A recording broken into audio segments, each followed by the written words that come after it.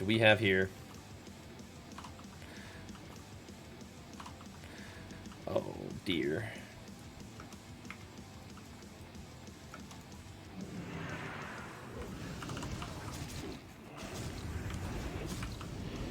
I'm just dead instantly. Nice knock. Yep, they didn't take any damage from that either. GG, boys. Dude, what did my guy even die to? Holy crap, they just munched you. The thing that I died to, probably just stuff. Stuff. So you want to PvP on your Unholy DK, and I love to PvP, and I have been having a blast with Wrath of the Lich King and Unholy DK in Wrath of the Lich King. So today I'm going to be sharing with you guys what I've been doing, what build I've been using, what my rotation's been like, what my glyphs are, all that kind of stuff, and answer all those questions about what I'm doing in PvP. So let's go ahead and jump right on into it. Here we are looking at my Unholy DK tree, and basically you're going to want to first of all take Vicious Strikes, which increases critical strike chance by 6% and critical strike damage bonus by 30% of your Plague Strike, and Scourge Strike increases that single target pressure by a ton and gets us down into this tree. So we're going to be grabbing that. We're also going to be grabbing Virulence, which increases the chance to hit with your spells by 3% and reduces the chance that your damage over time diseases can be cured by 30%. Really good, keeps you from getting dispelled, gets you down to this tree, increases your chance to hit, absolutely nothing going wrong here. Then for Epidemic, I take 1 point into it. This just increases quality of life a little bit, gives you 3 seconds extra on your diseases, makes life a lot easier. I would go 2, but we just don't have the points to spend into it. Then for Morbidity, I go ahead and take all 3 of these, and that's to increase that Death Coil damage and healing by 15%, which is going to be really important for when you're getting kited. Not to mention Death Coil just hits really, really hard, and it's worth buffing your Death Coil. And then, of course, your healing with Death Coil is really, really important. So Morbidity is really, really good. Then Unholy Command, I go ahead and take 1 point in this just to reduce the cooldown by 5 seconds. Your Death Grip is one of the best CC abilities in the game, believe it or not. You can do so much with a well-timed Death Grip, and it's worth it to be able to use it as often as possible. Next up, I take Ravenous Dead. This increases the total strength by 3% for yourself, and the contribution your Ghoul gets from your strength and stamina by 60%. This is great because your Ghoul will absolutely smack people hard, and this is a part of why.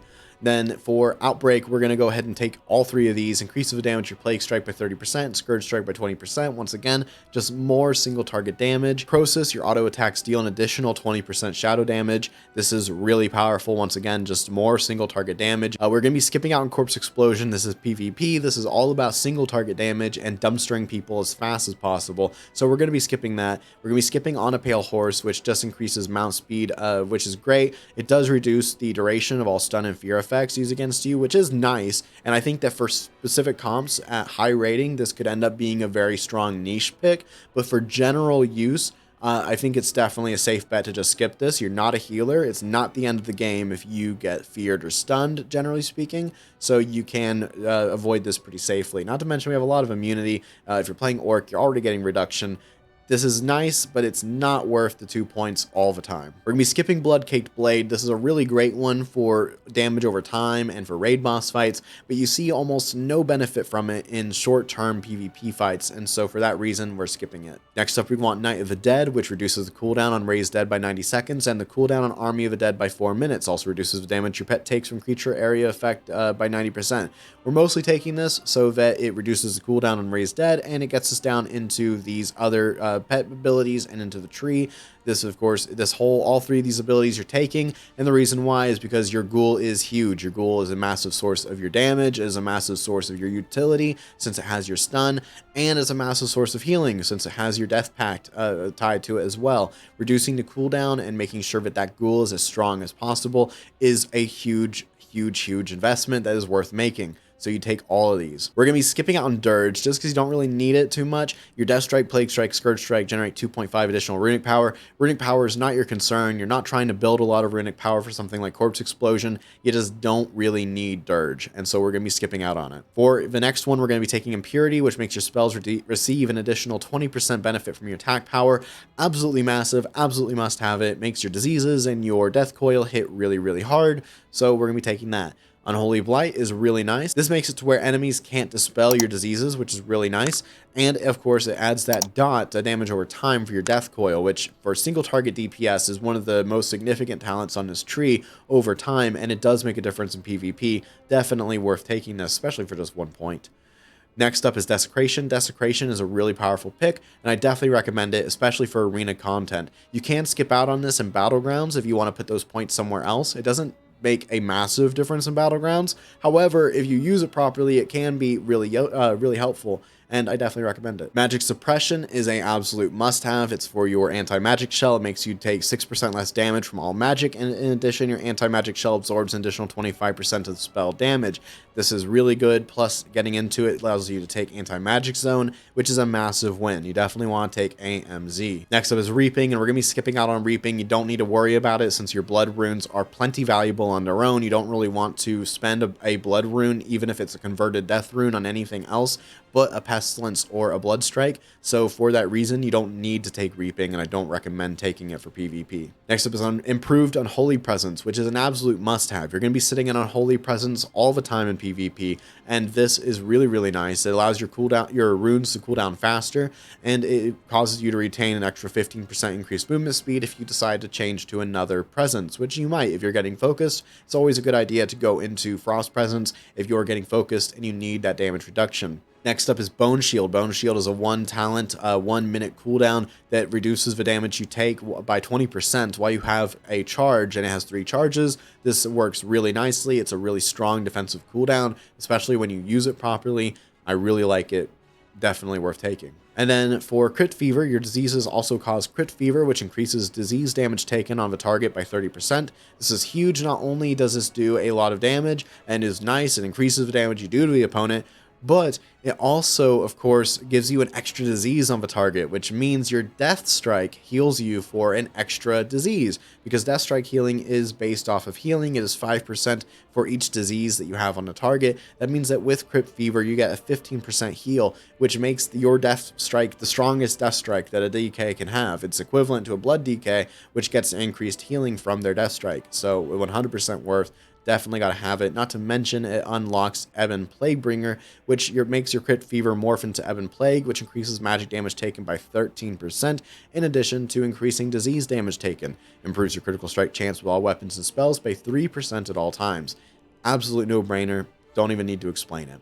We are going to be skipping out Wandering Plague, and the reason why is because Wandering Plague doesn't make any difference in a short-term single-target fight. This can become pretty useful, actually, inside of a Altruic Valley, for example, where you have massive turtles, massive team fights, and you're able to just put tons of diseases into the enemy team. It actually does a ton of damage, and if you are making a build specifically for Winter Grasp or Altruic Valley, then I feel like it's actually worth it to take Wandering Plague. However, if you are not planning on doing those specific things and you're actually wanting the highest single target burst damage possible, you definitely want to avoid Wandering Plague. Then for Scourge Strike, man, of course you're taking Scourge Strike. It's your #1 ability, man. Take Scourge Strike. And then Rage of Rivendare, your spells and abilities deal 10% more damage to targets inflicted with your Blood Plague. Also increases your expertise by 5.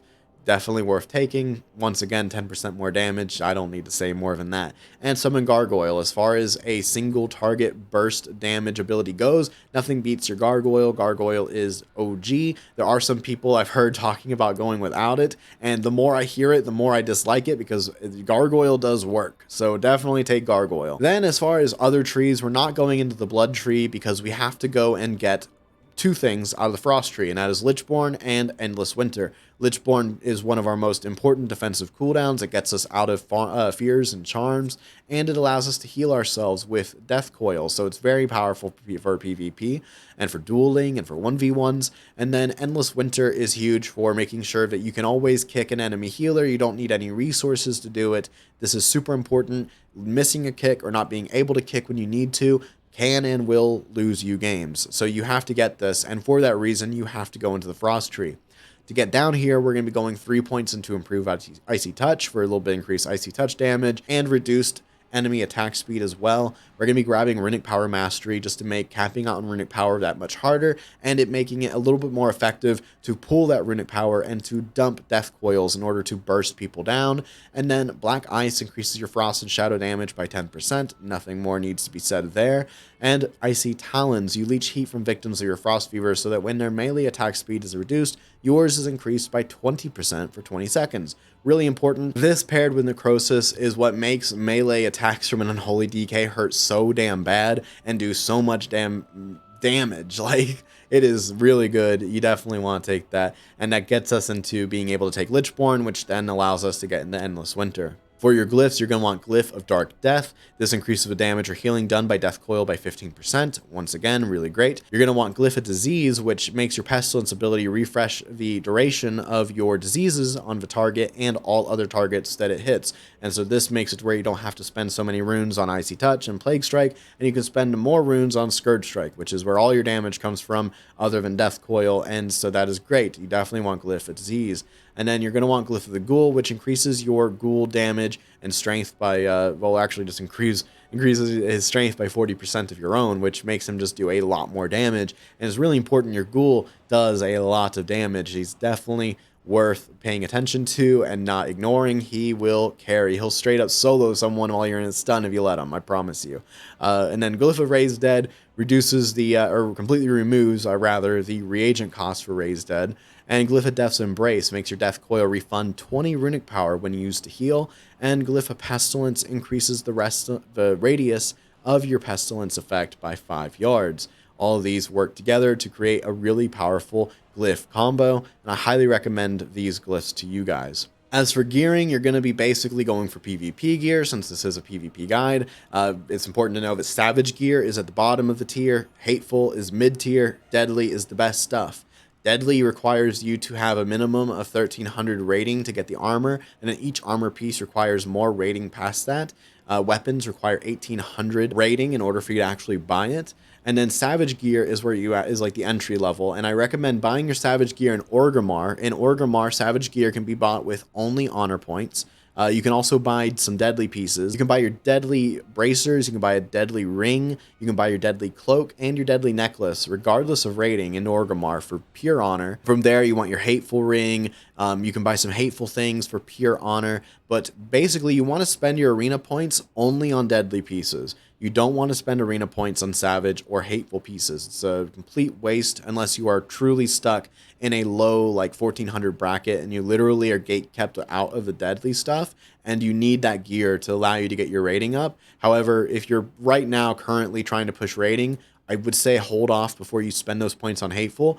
Honestly, it's best if you just go straight for deadly. I know that for some people, getting 1800 sounds really intimidating, but it is 100% worth it to try and get 1800 and try and get that deadly gear and not fall into the trap of spending tons and tons and tons of arena points on hateful stuff. Or as for your helmet, you're going to want to get your helmet from Wintergrasp. Wintergrasp has a hateful equivalent helmet that costs Wintergrasp commendations. It's like 40 of them, so you have to either lose 40 games of Wintergrasp or win 20, I think, and you can get the helmet. And then for your trinket, this one also costs commendations at 20, and this one is the Anvil of Titans, which has a really bad proc chance, honestly. However, the attack power you get is insane, the resilience you get from it is insane, and I highly recommend it. For your Dark Moon card, or for your other trinket, I should say, I've been using the Dark Moon card Berserker a lot. It's really nice, increases your resilience by 100, and has essentially what is a permanent crit buff. It stacks 3 times, gives you 35 crit per stack, has a chance to activate whenever you do damage, but in my experience, it's basically permanent. It lasts almost all the time, and it is a very powerful one, especially for DK, where crit is so nice. However, if you're looking for more arenas, then I definitely have to recommend Medallion of the Horde, which is really good. Of course, gets you out of CC, gets you out of any stun or whatever if you're not a human. Or Battlemaster's Conviction, which increases your maximum health by 3,300, which is great for pairing with your Death Pact or with a Death Strike spam, since both of these healing abilities are percentage based. If you use the Battlemaster's Conviction first, it'll increase your health pool, which will then increase the amount of healing you get from Death Pact and from Death Strike, and will make healing a whole lot easier for you. So if you're doing arenas, I like to personally use a combination of the Battlemaster Trinket and the Medallion of the Horde. And then for more battleground and more just damage, zug type of stuff, I like to just double up and use the Anvil of Titans and the Dark Moon card Berserker. As for your sigil, you're going to want the Savage Gladiator Sigil of Strife, which will cost you some arena points, and you're going to need a little bit of rating to get it as well. However, if you don't have those things quite yet and you're looking for something to use, I recommend using the Sigil of Arthritic Binding, which increases the base damage dealt by your Scourge Strike ability by 91. You can buy this for Venture Coins, which you get from doing dailies in Grizzly Hills, and you go down to Venture Bay here, and you see these little quests right here. If you're Horde, you'll pick up these quests right here, and they will give you 30 Venture Coins a day, which allows you to buy 1 Sigil per day. And they have 3 Sigils, and I recommend the one that increases Scourge Strike damage by 91, and that's the one that I used up until I got Savage Gladiator Sigil of Strife. Another good one is the Sigil of Haunted Dreams, and this costs 15 of the Emblems of Heroism for doing heroics.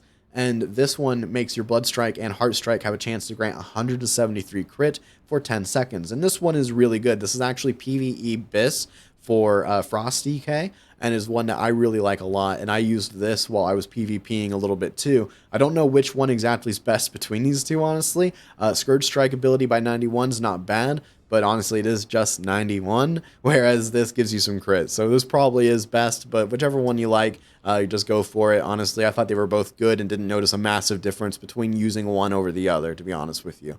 But I did get this one, the Savage Gladiator Sigil of Strife, as soon as possible. This one is significantly better than both. It's a permanent 94 attack power bonus, essentially. You just can't beat that. As for your weapon, you're going to want either the Colossal Skullclad Cleaver. This is actually the BIS weapon for an Unholy DK pre-raid. This comes from Halls of Lightning from Loken, and it has a really good drop chance too. So chances are you'll get this really easily. This is pre-raid BIS, best in slot. And the reason why is because it has great damage on it. It's a axe. It's got a ton of agility and strength, which equals a ton of attack power. And it has haste increased by 90, which haste for an Unholy DK is your best friend. So this is a really powerful weapon. I recommend this.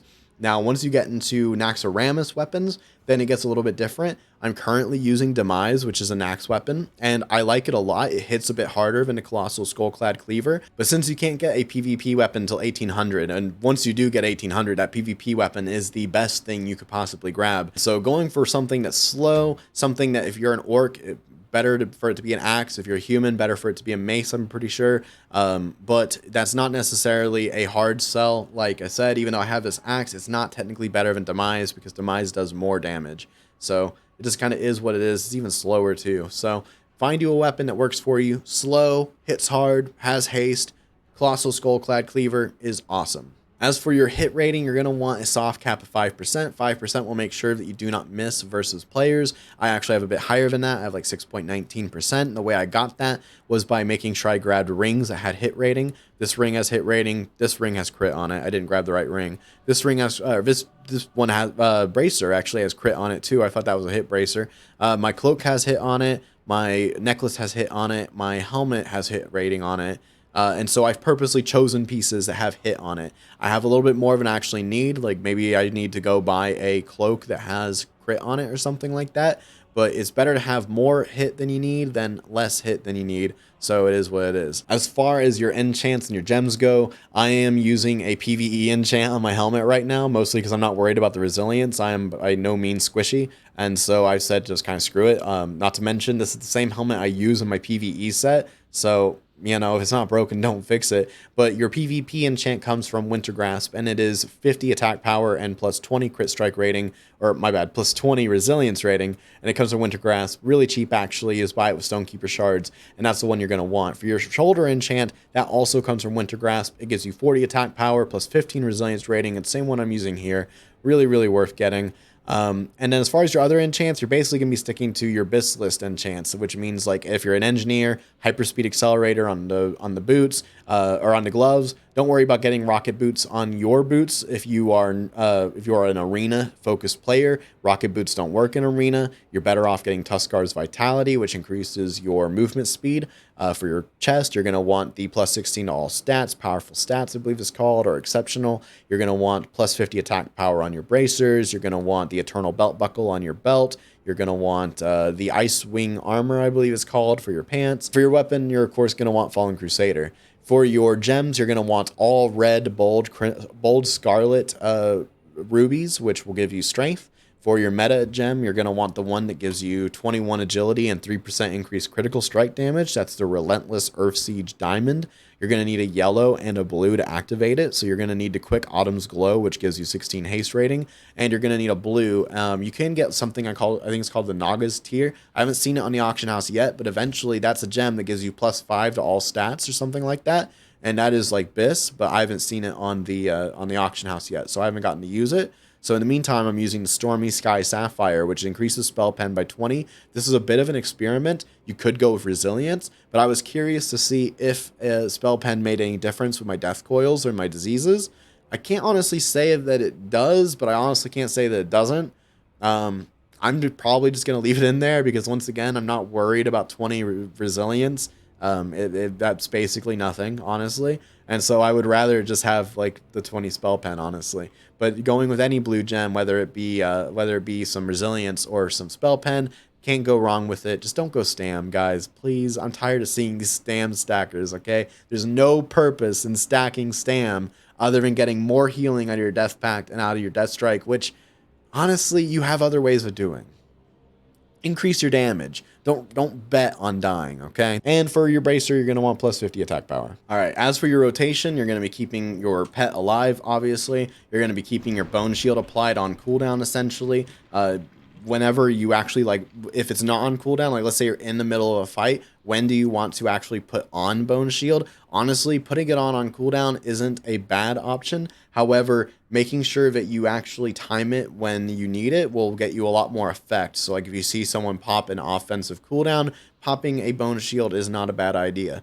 Outside of that, you're going to be using Chains of Ice to apply your Frost Fever dot 99% of the time. You don't need to use a Chains of Ice and then use an Icy Touch. There's no real purpose in that. You haven't done anything but use both of your Frost runes. So try to choose Icy Touch or Chains of Ice. If the opponent is not slowed, then the answer is always Chains of Ice. You always want people slowed with Chains of Ice. Chains of Ice is your best friend. It is a far better slow than even Desecration is, and I never rely on just Desecration because at the end of the day, if someone wants out of Desecration, it's just 2 steps to the left, and they're out of it. So Chains of Ice on your primary target is always going to be your best friend.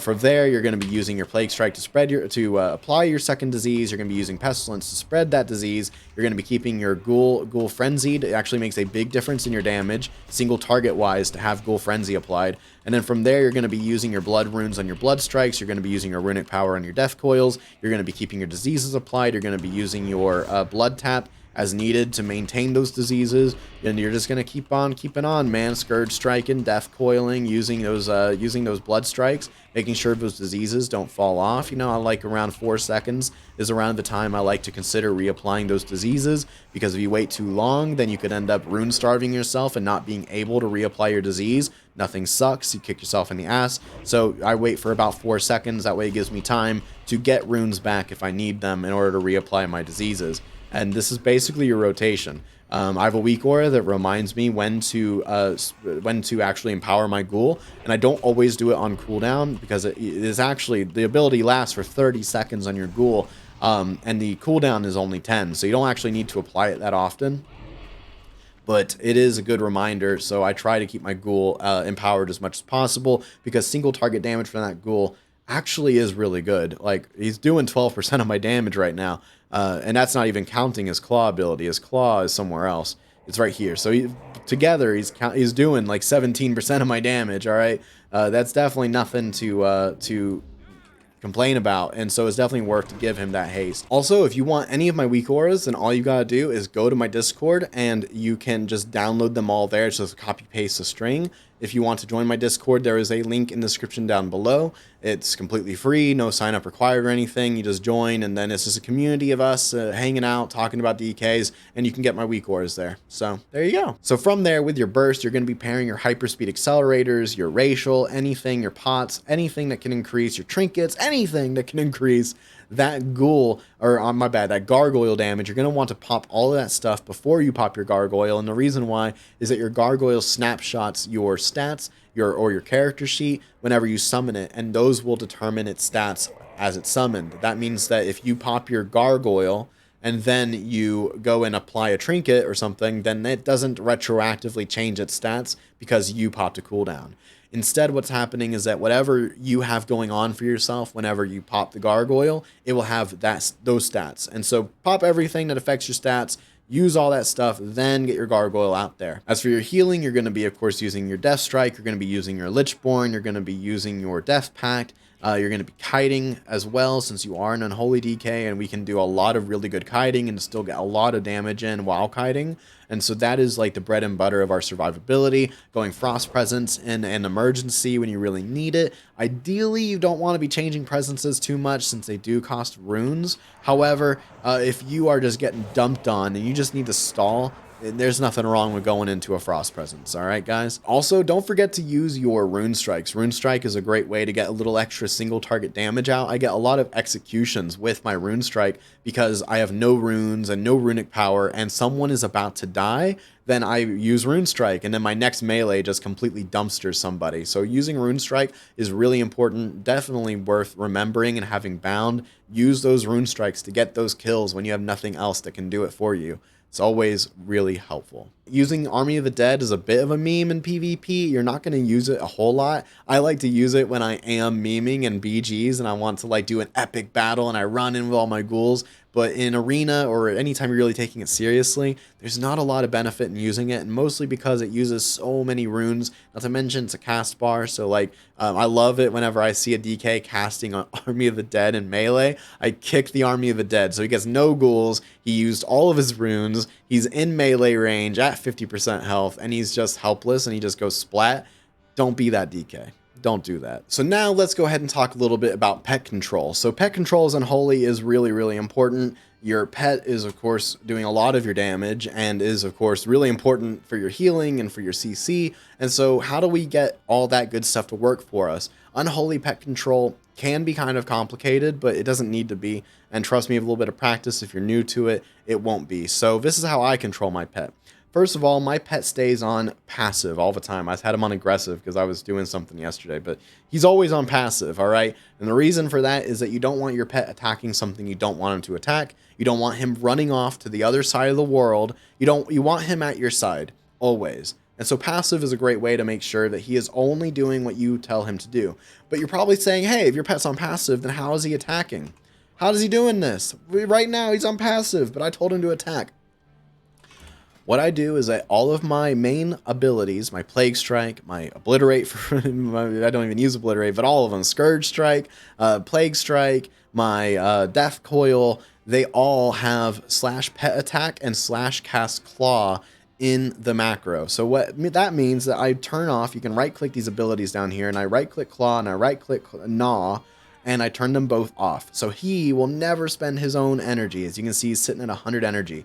But when I press Plague Strike, he uses a little bit of that energy and he hits it with a claw. See that? So the reason that I do this, rather than actually letting him cast claw, is that first of all, when he casts claw, he does it bad, okay? He doesn't use it on cooldown. He doesn't use all of his energy. He claws when he wants to claw. And that's not efficient. He is not efficient about it. So what you're doing is you're forcing him to use it all the time because you're using your abilities all the time. And then on top of that, you're batching his damage with your damage. That means that if your Death Coil, like my Death Coil right there, just hit for 4,000. But because it used Claw at the exact same time, it actually hit for 4,600. His normal 300 melee, plus his 300 Claw, plus my 4,000 Death Coil. What we've done is we have batched all these sources of damage into the same global. And so what the opponent sees rather than getting hit by just 3 different abilities for, over time, he just got hit for 4,600 damage. That's a huge difference. And so batching your damage together like that increases your burst pressure by a lot, and that is definitely the best way to get burst pressure out of your Unholy DK.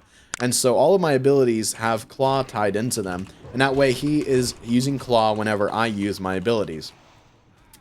Outside of that, we also have the Gnaw macro, /pet attack /cast Gnaw.